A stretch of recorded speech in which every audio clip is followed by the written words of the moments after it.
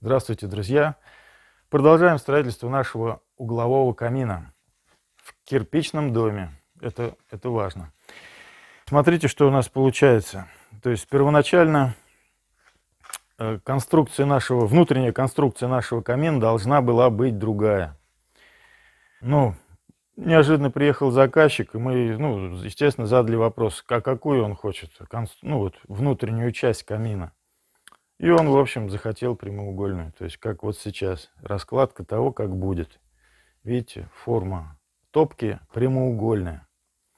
Ну, ничего страшного, так тоже можно вполне, то есть это один из вариантов. Но этот вариант подходит только именно для дома с каменными стенами, с негорючими стенами, понимаете? Потому что вот эта вот стенка у нас получается достаточно тонкая. И хоть здесь, как бы вот из практики, из своей я скажу, что не так уж сильно будет нагреваться вот этот кирпич, тем более тут диагональ, расстояние побольше. Но все равно для деревянного дома такая конструкция нежелательна. А для каменного вполне подойдет. Но я хочу показать, как мы планировали первоначально.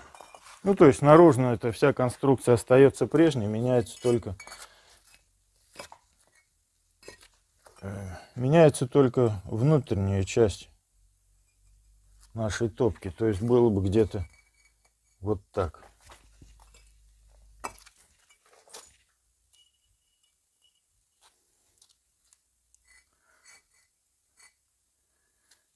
Так, здесь вот так вот я поставлю, чтобы было понятно, да? И вот так. Вот так. То есть, видите, мы предполагали сначала вот такую конструкцию камина со скошенными боковыми, то есть угла нет прямого.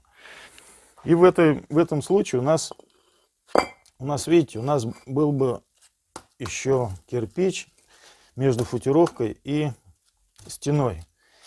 Естественно, через базальтовый картон, потому что футировка будет от массива через базальтовый картон. Понятно, да? То есть вот какая конструкция у нас задумывалась. И вот эта конструкция, такой вот расклад, он для деревянного дома вполне подходит. Естественно, стену у деревянного дома надо будет все равно дополнительно изолировать, делать тепловую изоляцию. Поскольку заказчик пожелал прямую топку, значит, мы все переиграли.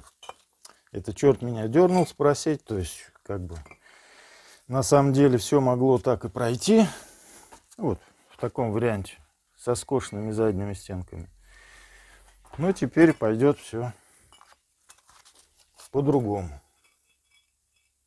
И будет все вот так. Здесь, естественно, продолжение. Надеюсь, понятно, да? То есть, если мы будем рисовать, кто-то захочет порядовку этого камина, я думаю, можно нарисовать ее и для деревянного дома, и вот как сейчас мы делаем для каменного. Понятно, да? То есть, впоследствии будет видно. То есть, вот этот угол тоже придется нам его закладывать, потому что у нас в дальнейшем там наверху встанет кирпичная труба. И чтобы, основание для кирпичной трубы нам придется там делать вот эту несущий угол в любом случае. Конечно, дополнительные, да, затраты материала, но вот эта конструкция такая. Конечно, скажу сразу, что можно эту конструкцию еще упростить вообще максимально.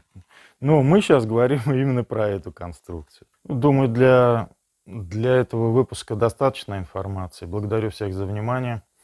Подписывайтесь, ставьте лайки. Если окажете дополнительную поддержку каналу, будет совсем хорошо. Главное, будьте здоровы. До новых встреч.